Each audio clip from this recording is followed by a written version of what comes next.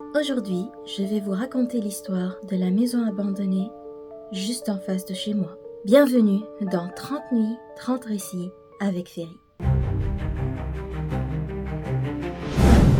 Quand j'étais enfant, je vivais en Tunisie. Et juste en face de chez moi, plus exactement juste en face de la fenêtre de ma chambre, il y avait une maison. Une grande bâtisse. D'aussi loin que je me souvienne, elle n'a jamais été habitée. Elle avait été laissée à l'abandon. Les murs s'écaillaient, les volets étaient toujours fermés. La grille rouillée grinçait au moindre coup de vent.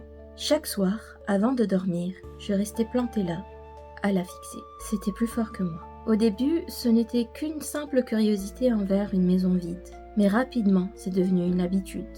Et avec le temps, une obsession. Chaque jour, j'attendais la tombée de la nuit avec impatience, juste pour pouvoir me poser à ma fenêtre et pouvoir la contempler. Elle exerçait une telle emprise sur moi que je n'arrivais pas à m'en détacher, pas même à en parler d'ailleurs. C'était comme mon secret, mon fardeau, ma fascination.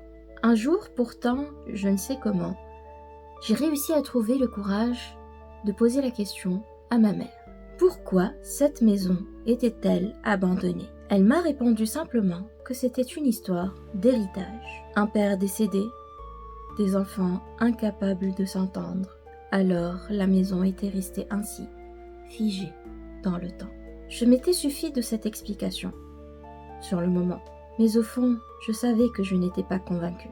Pourquoi a-t-on laissé cette maison vide pendant autant d'années jusqu'à ce qu'elle devienne dans cet état-là? Pourquoi est-ce que l'État, le gouvernement, si les enfants n'arrivaient pas à s'entendre, n'était-il pas intervenu?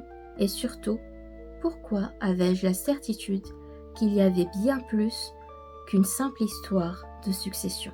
Non, cette maison n'était pas qu'un héritage oublié. Elle avait quelque chose d'autre, quelque chose d'invisible, mais de terriblement réel. L'emprise n'a cessé que lorsque j'ai quitté la Tunisie. Quand j'ai déménagé au Canada, j'ai cru être enfin libérée.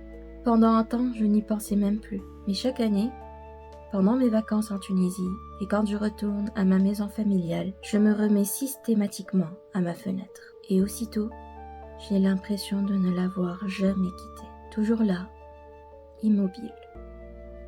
Elle attendait, elle m'attendait. Et aussitôt, l'emprise recommence.